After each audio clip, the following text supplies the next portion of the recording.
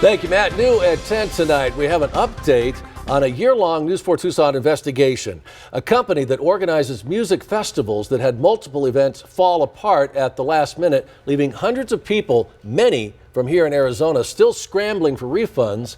Well, that may now be dissolved. So this comes after a judge just wasn't satisfied with the company's ability to pay people back. And our chief investigative reporter, Corey Nylander, has been following the twists and the turns for a year now and has the latest in tonight's News 4 Tucson investigation.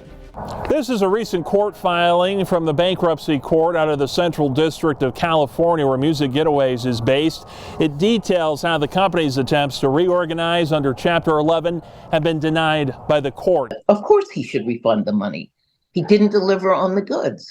And that should be the responsibility of Music Getaways. Diane Barnes is just one of dozens of customers who spent thousands of dollars to attend one of Music Getaways events in the past year, only to have the festivals canceled at the last minute without any refunds. I think it's a travesty. Now Music Getaways, which is owned by famous smooth jazz saxophonist Warren Hill, will be liquidated after its filing for Chapter 11 bankruptcy was rejected by the court, turned into a Chapter 7, which means instead of reorganizing the company, assets will be sold off to try and cover the debts. This business should no longer be operating.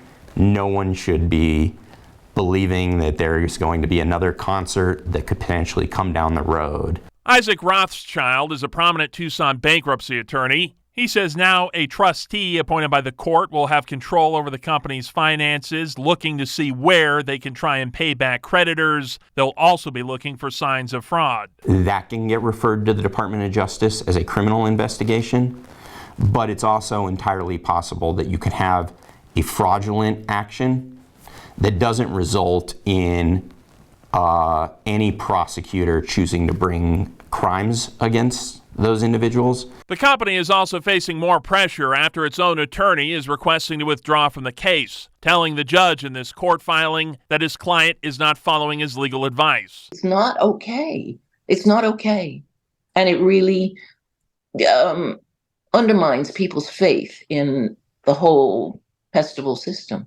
It all began with the collapse of the Soul Fest and Comedy Jam in Punta Cana, Dominican Republic, January 16th to 18th last year, which left Tucson residents Derek Gorey and his wife scrambling for refunds. Definitely feel betrayed, man, and surprised that this happened.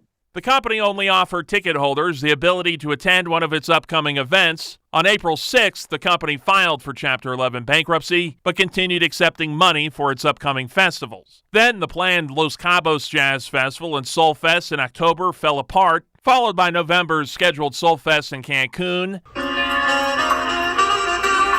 A jazz festival took place, but on a much smaller scale than years past. Several ticket holders told not to show up because their rooms were never booked. It's not fair that you keep taking people's money. Pamela Bundy lives in Arizona and spent more than $3,500 for the Los Cabos events that never happened. Many of the ticket holders have filed complaints with different state attorney generals, but so far none of them have filed criminal charges or confirmed to the News 4 Tucson investigators that they are investigating. This is a one-year pattern, and it hasn't stopped. So I can't say is. He was a saxophone great and a really important smooth jazz musician, but big butt. Music Getaway's website is now shut down, and the Better Business Bureau has issued an alert against the company after receiving more than 90 consumer complaints. Reporting from Midtown, Corey Nylander, News 4 Tucson.